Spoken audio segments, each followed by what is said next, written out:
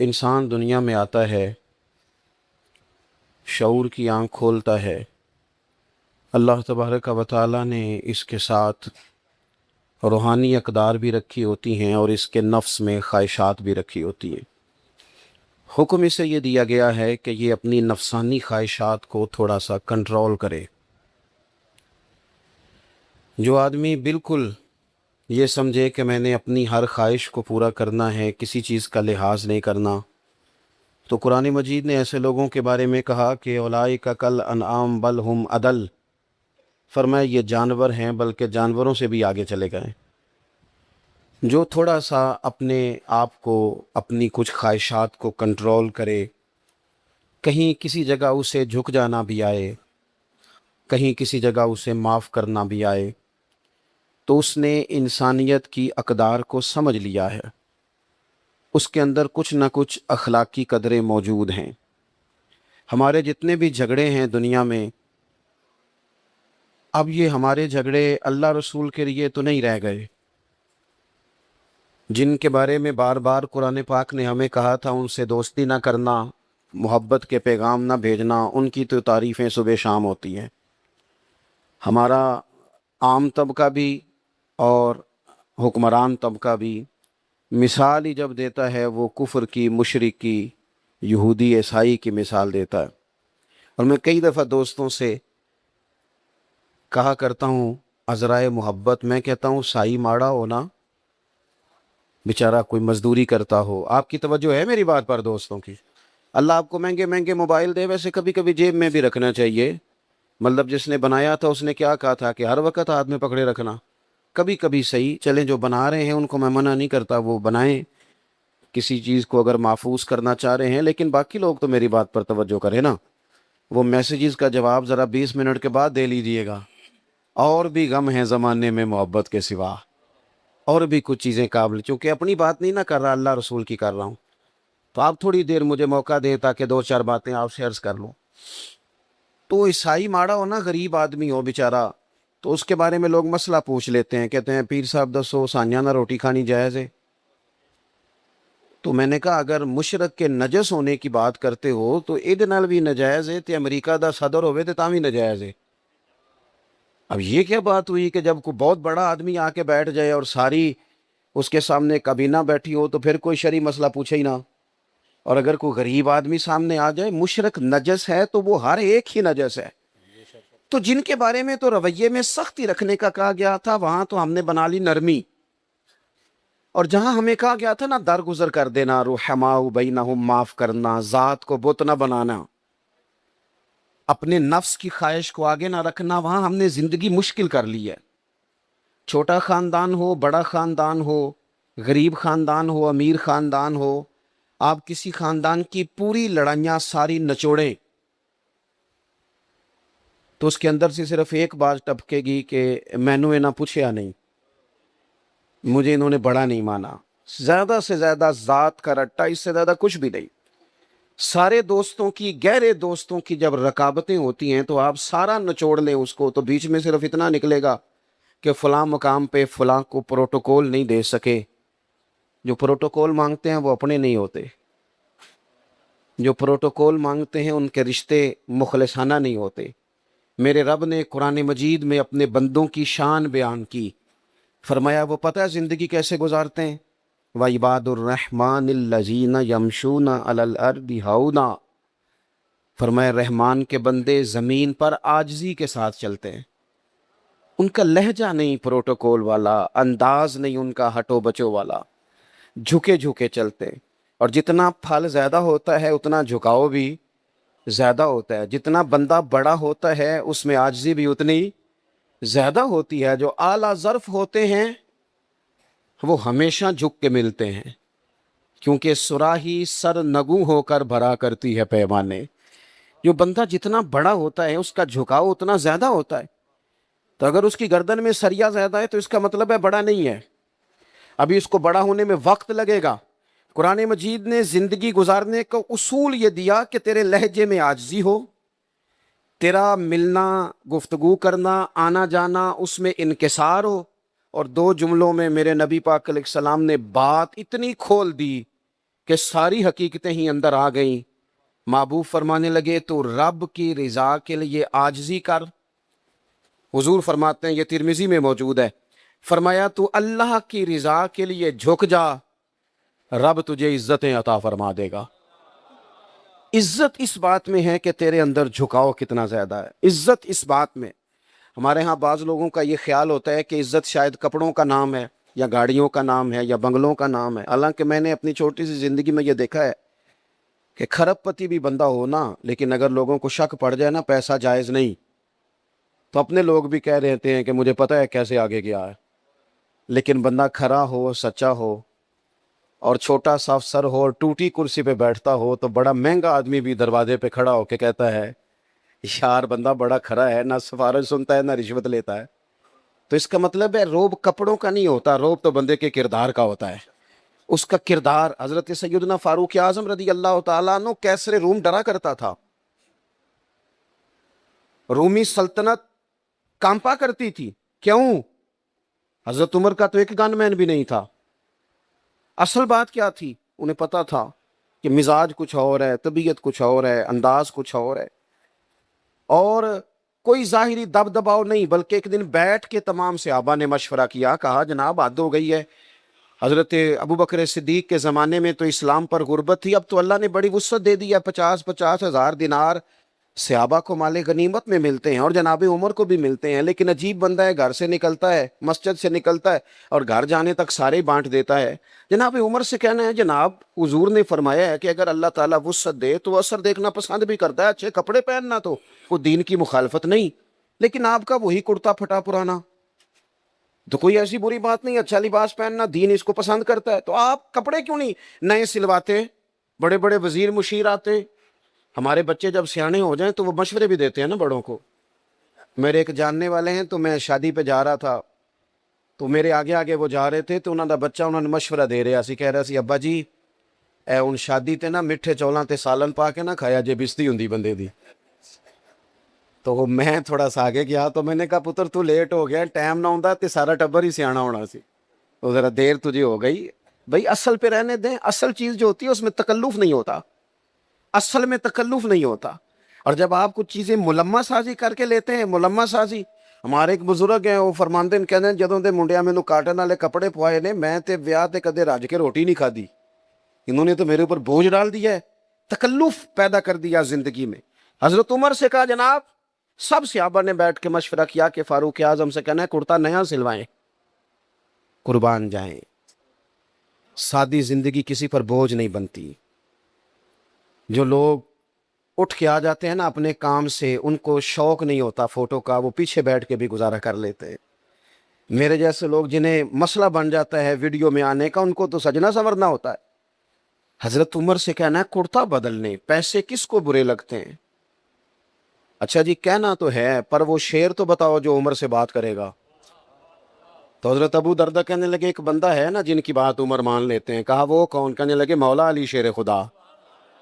حضرت علی کی خدمت میں عرض کی حضور بڑے بڑے وزیر آتے ہیں وہی پرانا کرتا، آپ کہیں نا سیدنا عمر سے کرتا نیا لے لیں.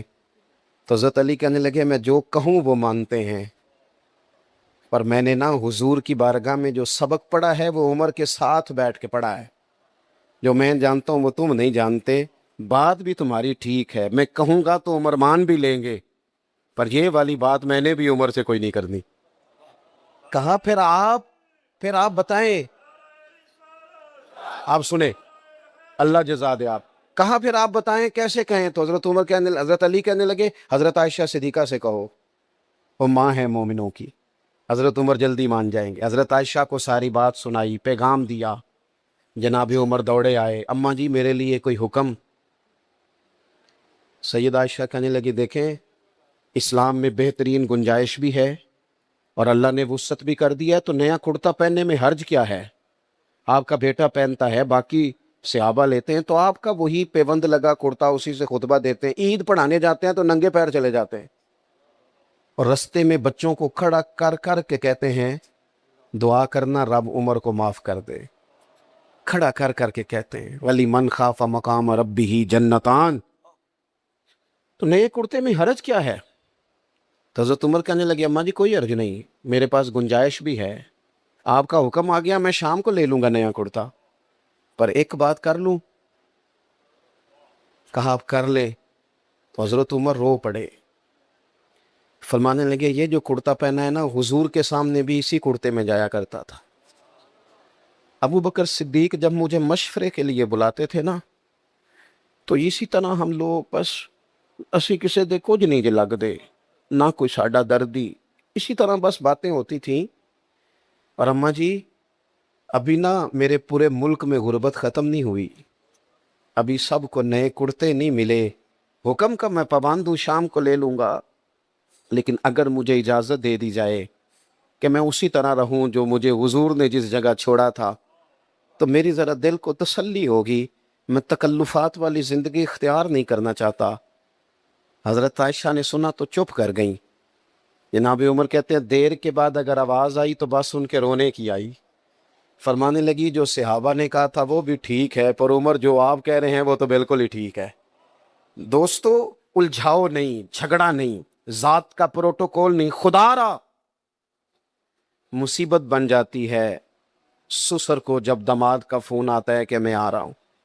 میں ان غریبوں کو بھی جانتا ہوں جو ادھار قرضہ لے کے پروٹوکول کا بندوبست کرتے ہیں۔ ہماری طبیعتیں لوگوں کے لیے مصیبت بن گئی ہیں، ہمارا مزاج حاوی ہو گیا ہے۔ ہم تو یہاں تھوڑے دن کن فی الدنیا کا انہ کا غریب او عابر سبیل، حضور نے فرمایا تھا مسافروں کی طرح رہنا، راہگیروں کی طرح دنیا میں وقت گزارنا۔ کبھی دیکھا ہے آپ نے ایئرپورٹ پہ آپ سب سے پہلے بھی بولڈنگ کرا کے چلے جائیں ویٹنگ روم میں، اور سب سے پہلے بھی بیگ آپ رکھ دیں، لیکن اگر کوئی بندہ آ جائے نا اپنی آپ کی جگہ پہ بیٹھ جائے تو آپ جھگڑا نہیں کرتے، کیوں؟ آپ کو پتہ ہے میں مسافر ہوں، فلائٹ آئی اور میں گیا۔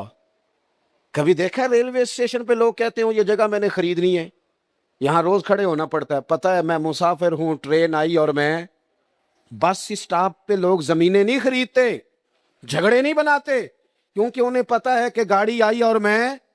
اور درویش نے کہا تھا جتن جتن تے ہر کوئی کھیڈے، اوے کدے ہارن بھی کھیڈ فقیرا، جتن دا مل کوڈی پیندا ہی ہارن دا مل ہیرا۔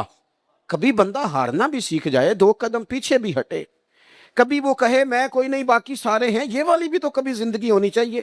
فرمایا رحمان کے بندے عاجزی سے چلتے ہیں، وَإِذَا خَاطَبَهُمُ الْجَاهِلُونَ قَالُوا سَلَامًا، اور اگر کوئی ان سے الجھنا چاہے، بحث کرنا چاہے، لڑائی کرنا چاہے، تو رب کے بندوں کی شان یہ ہے کہ وَإِذَا خَاطَبَهُمُ الْجَاهِلُونَ قَالُوا سَلَامًا، اگر جاہل ان سے جھگڑا کریں تو وہ سلام کر کے گزر جاتے ہیں۔ ہر بندے سے الجھ جانا، ہر بندے سے ہی بحث کرنا، ہر جگہ ہی اپنا مزاج اس طرح کا بنا لینا کہ جو میں کہتا ہوں وہی قبول کرو ہر جگہ۔ وہ عارف رومی فرماتے ہیں ایک دن نا مثال دیتے ہیں سمجھانے کے لیے، کہتے ہیں ایک دن گدھے اور گھوڑے کی بحث ہو گئی تھی۔ کس کی جی؟ گھوڑا کہتا تھا آسمان کا رنگ نیلا ہے، گدھا کہتا تھا نہیں کالا ہے۔ کئی گھنٹے بحث ہوتی رہی، بالآخر رزلٹ یہ نکلا کہ شیر کے پاس فیصلہ لے جاتے ہیں، جنگل کا بادشاہ ہے، شیر کے پاس فیصلہ گیا تو گھوڑے نے جاتے پوچھا بادشاہ سلامت، آسمان کا رنگ کیا ہے؟ اس نے کہا بھائی تو صاف سی بات ہے نیلا رنگ ہے۔ تو کہنے لگے میں کہتا ہوں نیلا ہے اور یہ گدھا کہتا ہے کالا ہے، اور صبح سے میرے ساتھ بحث کر رہا ہے۔ کہنے لگے کتنے گھنٹے بحث ہوئی؟ انہوں نے کہا جی سارا دن ہوتی رہی۔ تو شیر کہنے لگا گھوڑے کی بات بھی درست ہے اور گھوڑے کو عمر قید کی سزا بھی ہے۔ گھوڑا کہنے لگا بات بھی میری ٹھیک ہے اور مجھے عمر قید کی سزا مانا۔ کہنے لگا بات اس بات پر سزا نہیں کہ تمہاری بات غلط ہے یا ٹھیک ہے، سزا اس بات پہ ہے کہ تم نے گدھے سے بحث شروع کر دی ہے۔ میرا دماغ نہیں کام کرتا، کس سے بحث کر رہے ہو تم؟ کس سے؟ اور جس ملک میں اور آپ رہتے ہیں یہاں تو لوگوں کو جو کام آتا ہے وہ بحث کرنے کا ہے۔ ہمارے چونکہ چینل زیادہ ہیں، خبریں تھوڑی ہیں، تو 4 لوگ رات کو مختلف پارٹیوں کے بٹھائے جاتے ہیں تاکہ قوم کو پوری طرح تقسیم کیا جائے، پوری طرح 4 مختلف لوگوں کی رائے لو، جتنا جھگڑا زیادہ ہوگا اتنا پروگرام زیادہ دیکھا جائے گا، تاکہ قوم زیادہ سے زیادہ تقسیم ہو، الجھاؤ ہو، ہر جگہ بحث ہوگی، کوئی ایک بیانیہ تو ہو جانا چاہیے ایک جیسا، ہر جگہ بحث۔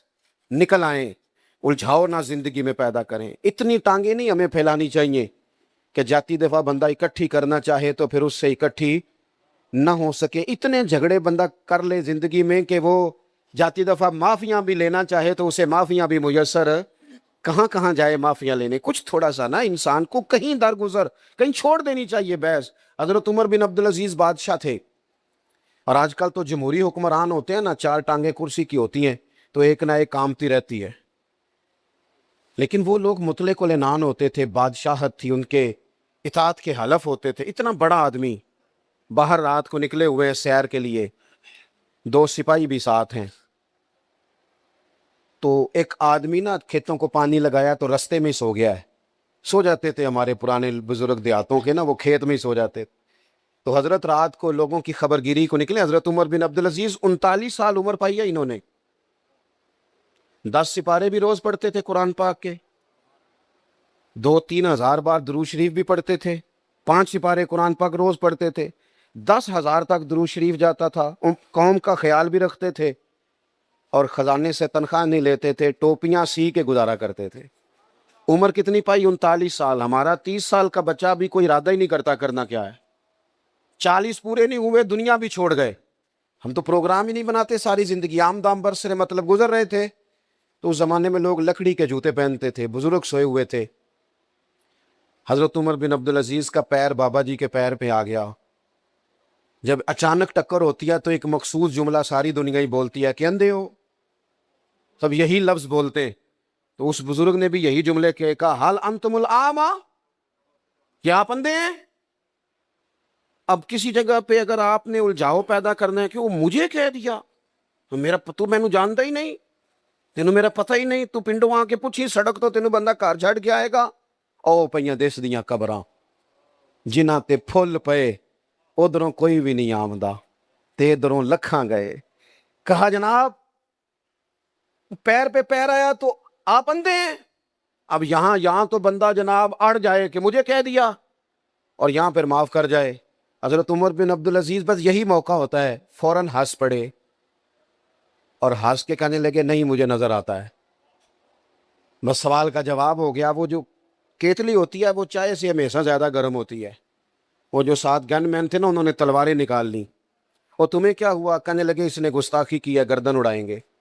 اب فرمانے لگے بابے نے تو کوئی گستاخی نہیں کہا. حضور آپ کو اندھا کہا ہے. اس لیے شیخ سعدی فرمایا کرتے تھے, لکڑی کو گھن کھا جاتی ہے اور بڑے لوگوں کو خوشامد کھا جاتی ہے. خوشامدیوں سے کبھی مشورہ نہیں لینا چاہیے, غیر جانبدار آدمی سے رائے لے. حضرت عمر بن عبدالعزیز سے کہنے لگا آپ اندھے ہیں؟ فرمایا نہیں نظر آتا ہے. وہ جو 7 گن مین تھے کہنے لگے حضور اس نے گستاخی کی ہے, اس کو قتل کرنا ہے. تو حضرت عمر بن عبدالعزیز فرمانے لگے بابا تم سے باتیں کر رہا تھا مجھ سے کر رہا تھا؟ کہا حضور باتیں تو آپ سے ہی ہو رہی. تو فرمانے لگے نادانو, انہوں نے تو ایک سوال پوچھا ہے کہ آپ اندھے تو نہیں, تو میں نے جواب دے دیا نہیں مجھے نظر آتا ہے, اس میں لڑائی والی کون سی بات ہے؟ تو بات ختم ہو گئی. تو زندگی میں الجھاؤ نہیں پیدا کرنا. اور آخری بات یہ کہ والذین یبیتون لربہم سجدا وقیاما, دن اس طرح گزاریں کہ عاجزی سے, اور رب کہتا ہے رات میرے بندوں کی سجدے میں گزرتی ہے یا قیام میں گزرتی ہے. ڈپریشن کے, ٹینشن کے, ذہنی دباؤ کے مریض تیزی سے بڑھ رہے ہیں ملک میں, اور بڑے بڑے مہنگے جا کے وہ موٹیویشنل اسپیکر سے سبق پڑھتے ہیں. وہ کہتا ہے مراقبہ کرو, یہ کرو, وہ کرو. اسلام سبق دیتا ہے کہ تھوڑی دیر رات مصلے پہ بیٹھو. اور میرے نبی پاک علیہ السلام نے فرمایا اپنے دکھ دنیا داروں کو نہ بتانا, تمہیں رسوا کر دیں گے. سیٹھوں نوابوں کو نہ بتانا, پریشان ہو جاؤ گے. فرمایا اپنے دکھ اپنے رب کو بتانا, جلدی کرے یا دیر سے کرے اللہ تمہیں سب لوگوں سے بے نیاز کر دے گا. جس طرح آپ کے موبائل کو چارجر کی ضرورت ہے, اسی طرح روح اور دل کو مصلے کی ضرورت ہے. اپنی عبادت میں کبھی کمی نہ کریں. یہ بند کر کے موبائل 5 منٹ بیٹھے, لمبی لمبی دعائیں مانگیں.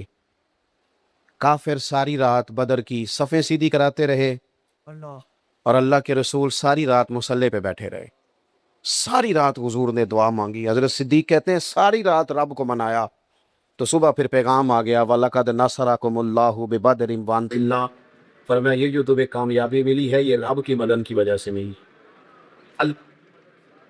جائے تو ساری چیزیں ٹھیک ہو جاتی ہے, اور اگر مدد الہی نہ ہو تو انسان پیچھے رہ جاتا ہے. اللہ تعالی ہم سب کو عمل کی توفیق عطا فرمائے۔ آخر دعوایا اب الحمد للہ رب العالمین۔